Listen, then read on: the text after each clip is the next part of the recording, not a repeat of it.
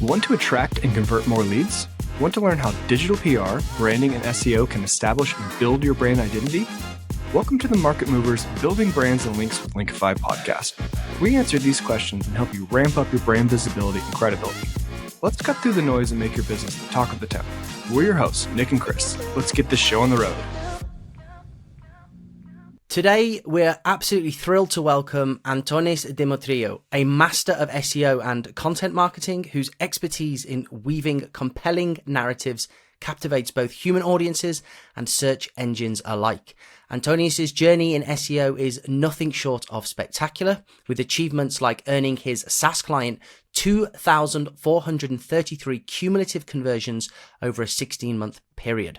Now leading the SEO charge at Minuttia, Antonis crafts and oversees cutting-edge SEO strategies and ensures seamless integration of creativity with data. His deep dive into multi-channel SEO strategies and his nuanced understandings of concepts like EEAT and B2B content strategies have solidified his reputation as the go-to expert within the industry. Antonis, it is great to have you with us. Happy to be here, guys. Thank you so much for having me. Can't wait, to be honest, to discuss things. All right, so Antonis, let's talk about your background, how you got into SEO. Before SEO, you were in accounting and finance, right? Yeah, before I dive in, just to say that the title master is a bit heavy, Chris, as you said. So yeah, I'm still learning things, as we all do in SEO. Yeah, I was basically finished with a degree in accounting. I didn't like it, so I thought that, okay, maybe I'll try finance. Maybe I like it more. I did like it more, but for some reason I couldn't land a job in finance, so I started searching for alternatives. Digital marketing was big when I was doing my job hunting, so I thought okay, let's try transition to digital marketing. And the rest is history. I started as a content writer, then I also did keyword research, content optimization things. So yeah, after some time I just went full on SEO. So kind of SEO found me, to be honest. All right, makes sense. Any of the skills you learned in, I guess, school through studying finance that helped with your SEO career? I would say finance is a very metric dependent and metric focused practice. So this kind of helped me because I was trying to be, I don't like this term very much, but data driven from the start of my journey. So I was trying to see things like, okay, so this page performs well, but do visitors actually like the content? Like, what are the on-page rates? Like, for example, do they visit other pages? Do they bounce back quite quickly? So yeah, I would say that this metric-based approach kind of helped me. Very much transferable skill. Yeah. Okay, so we were talking just before we came on air, and you quite rightly said that conversions is a sexier metric than traffic, and you were able to achieve 2,433 cumulative conversions over a 16-month period for your SaaS client, which is huge.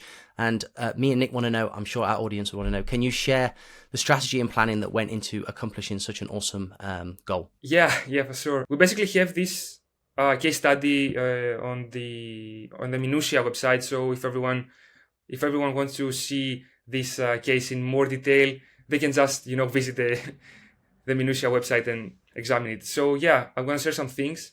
First of all, it's what we do when we kind of approach building topic clusters is like we like to go kind of narrow. I have also shared some thoughts about that on my LinkedIn profile because I think this is the way to go right now for many businesses, not all of them, but for many businesses, because especially for SaaS products, when you start, let's say I am an email marketing SaaS. If I start trying to build authority for the topic of email marketing, I have to compete with HubSpot, MailChimp, all those big guys. So it would be very, very hard for me. So I think that going in a, more niche down approach would be better. So what we did, this is a platform basically that has to do with influencer marketing and sourcing content creators. So we kind of focused on UGC, which is user-generated content. And we thought, okay, this is highly relevant to influencer marketing and using content creators for, the campaigns. So yeah, we kind of went narrow on this. We kind of tried to match the queries with the target audience, which is basically mostly other B2B companies that want to invest in influencer marketing in cooperating with content creators as part of the strategy to grow. And we kind of mapped out like, okay, this is the audience, what queries are kind of, fit into this audience. And then we kind of built a cluster that everything was interlinked quite tightly. And the results were very good. So did that encompass things like internal linking as well within that particular topic cluster? Were you doing other on-page SEO things around that core strategy? Yeah, of course. We basically try to include things that, on a content piece, we try to include things that are not like copy-pasted from the top ranking pages. And we also try to cover angles that are not very typical for similar companies. For example, we also created some pages talking about UGC in metaverse or UGC as part of SEO. So we kind of try to differentiate this topic cluster and add different angles and different perspectives compared to other similar UGC batches of content that the competitors may already have. So internal linking is important because at the end of the day, you want Google to associate your website, but not only your website, I would say even particular subfolders of the website to specific topics and niches. So internal linking for sure, especially when you open a new topic cluster, having everything interlinked tightly and not, deviate from the topic is key. Yeah, makes sense.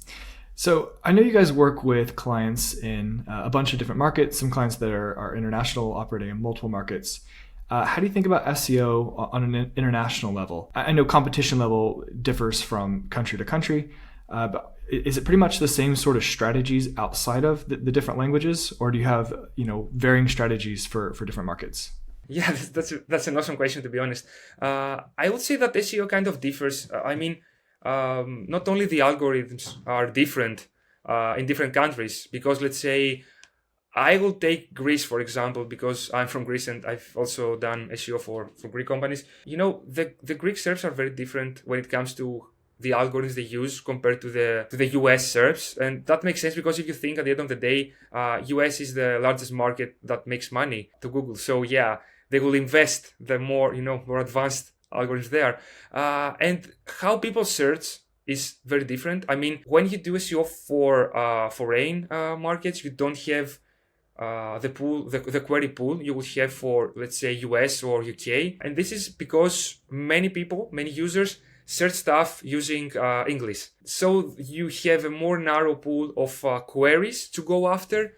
And this can be kind of easier and more challenging at the same time. It's easier because it's more straightforward. Like, okay, I have these queries, I can cover everything as good as I can. But it's actually challenging at the same time because there's a lot of SERP overlap. You can see SERPs overlapping. So you're kind of thinking, is this going to cannibalize this? Sometimes they do, but sometimes they don't.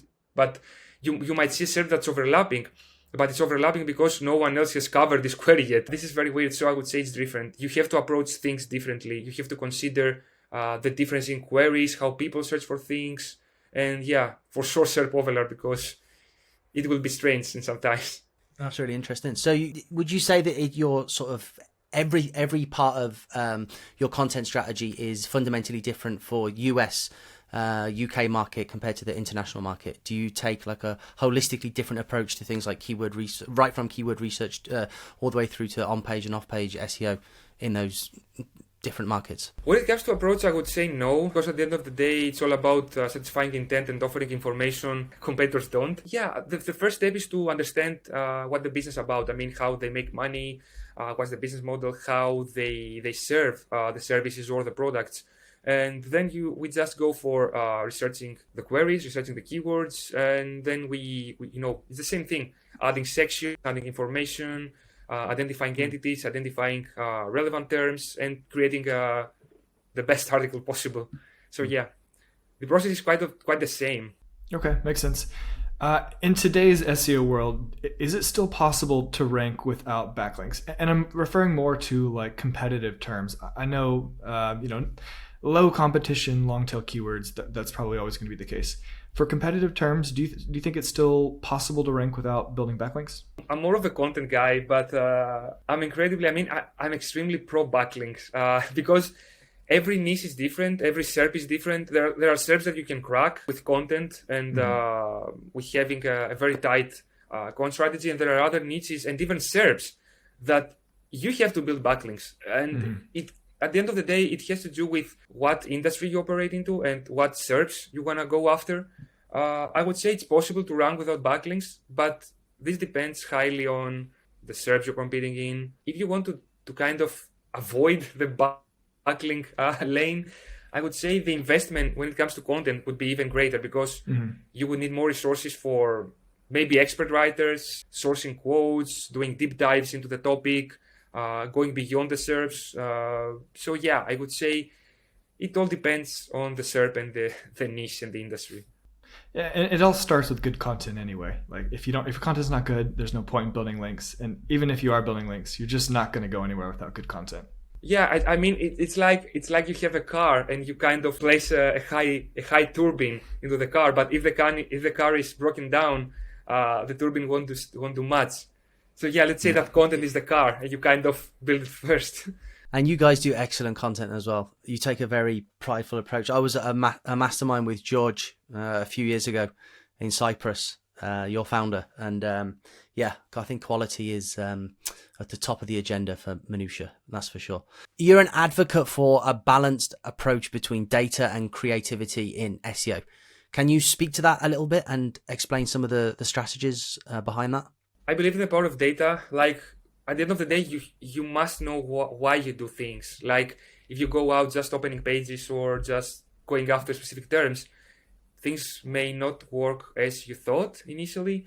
So you have to check the data, especially if you're doing SEO for an already established website. You have to dive into data. At the end of the day, you have to think differently. I mean, creativity is about different angles and different ways of doing things, because some tactics that may work for your competitors may not work on your website. So I like thinking of how this can be done differently. Like, we are a website, for example, that, let's say we are a video conferencing SaaS.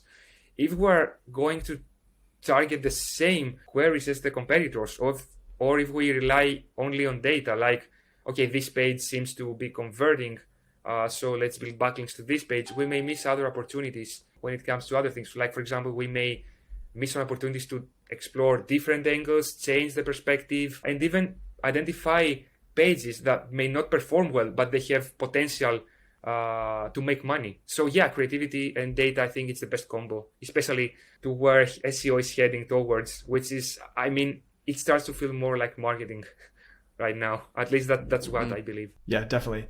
So getting into that, I think one of my favorite SEO buzzwords is EAT. And I think one of the core things when you're trying to actually like build EAT, it does become more marketing content and less SEO content. So I want to ask you about EAT. How do you guys think about EAT when creating content strategies and when developing content? Well, yeah, EAT is a big buzzword because it can mean many things. Of course, it's not only what there is on the content quality rater guidelines. I think that Google has stopped utilizing quality raters as they used to. Just use manual DX. Yeah, yeah. That's another topic. I don't know. Yeah. So back to EAT. Most of the things that kind of improve EAT are already SEO best practice anyway. Relevant and authoritative backlinks can improve your website's EAT. It's nothing fancy. But at the same time, what I think of EAT is basically kind of show to Google that you are a legit business, you are a legit brand. And this is achieved not only by the different like trust pages. We have the about page, we have the contact page, we have the terms page, anything, the privacy policy, anything. This also shows on like who is your team, content you put out, because at the end of the day, the content must be matched with the brand. I mean, if you are like, for example, an SEO agency and you start writing content on SEO topics, you have to seem like an expert. I mean, if you just do like foundational things, if you cover foundational information or do what competitors do, this will not differentiate you. So yeah, going above the author profiles, the about pages, which these things are important, and I think they are very important. I mean, when a website starts, having an about page, having foundational no follow links, like for example, social media profiles, Google business profile, all these things are very important. But at the end of the day, EAT also has to do with how the business approaches content. And this is another huge topic, because I think that things are going towards a more academic way of creating content when it comes to SEO, compared to the more commodity, like, we're treating content like a commodity. Now, I believe things are going towards more, the academic side of things, like it has to be researched, it has to be source studies, it has to be fact-checked, it has to provide information that you wouldn't find on a random Google search or on with a random prompt in AI. So yeah, I think it has to do with going above and beyond. Yeah, 100%. And that kind of content takes a lot longer to produce, but I mean, when people read it, there's a big difference. Like that, you gain trust a lot faster. That is the kind of content that should be ranking anyway. That's what users are looking for. Yeah, 100% exactly. agree. You see many clients come to you with good content and poor EAT signals. Is that something which you've identified as sort of a quick win SEO tactic for certain clients, or most people operating in the SaaS space naturally have their EAT sort of well nailed down? Very good question. I would say I don't like the term, quick wins when it comes to SEO.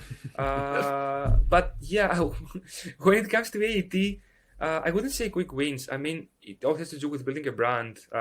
If we think about the About Us page, the information and all these things, most businesses have these pages anyway. Maybe they don't have author profiles or schemas or all this stuff that can help into, building more trust with the search engines, which it's something we would recommend. But at the end of the day, it always boils down to having a brand and having good content. I mean, a sign of EAT, at least from what I see, is having, like, let's say, a brand that people actually search, like branded searches. This makes things easier. If you have a SaaS company, a SaaS product that has already has branded searches and is an established brand, things will be easier. I mean, Google wants to see brands on the SERP. So if people search for a brand, it means that they trust you. And we see companies that may begin investing into content or SEO, and they may have some missing EAT elements, I would say, like, for example, author profiles, author boxes. They may don't have specific, like, pages.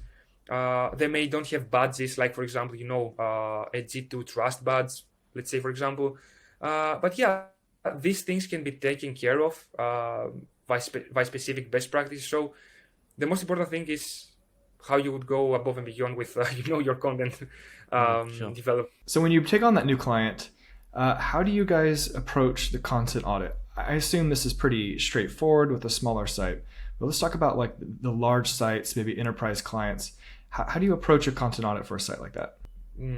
For bigger brands, yeah, it's kind of more complex, because the bigger the client, the more focused you must be. Content inventories is, we try to use different data and different metrics from different sources, like using Google Search Console data, Google Analytics data, CRM data if they're available. So we kind of try to uncover opportunities, not only when it comes to, like, okay, this is a kind of easier page to kind of improve ranking for with an update, but when it comes to which pages generate leads or which pages assist into the conversions.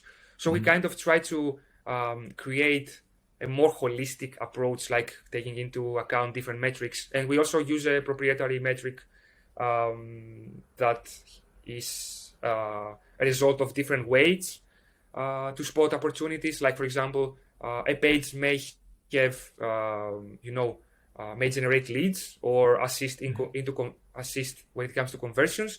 This will increase the opportunity metrics. So if a page kind of helps the business get new clients, maybe we'll try to update this page instead of another page that might generate more traffic. It doesn't generate as much leads or conversions. Okay, that makes sense. I hear a lot of people talking about crawl budget. Do you guys worry about that with bigger sites? Do you actively look at the pages that aren't having a lot of traffic and conversions? And do you have any strategies for that? I'll be honest, no, because I think crawl budget is something that I mostly see like a thing you have to consider when you're dealing with websites with like colossal amounts of pages, like huge e-commerce sites, SaaS companies or B2B companies. So they may have like big websites sometimes, but not so big to kind of worry about crawl budget. So we don't, at least now, I mean, we haven't seen a case where crawlability was an issue. Maybe in the future, I don't know. Mm-hmm. Given that you have a very sort of specific methodology for content, are you also integrating that in any way in terms of social as well? YouTube obviously is huge. Are you doing anything for your clients where you're using content that you produce for the website and repurposing across social media as well? And have you seen any benefits in that if you are doing that? Yeah. We like to think holistically when it comes to content at Minuttia. We also create original content with maybe like, case studies, articles, about unique perspectives, anything like contrarian opinions on topics, original content ideas that people will not like type in a query to find those, but those can be distributed via different channels or can be shared with the audience. So we like to do that as well. This is something that I lead the SEO team. This is something that the content marketing team handles. But we totally believe into going more, holistically when it comes to content. We think that at least when it comes to how things are right now, you have to diversify.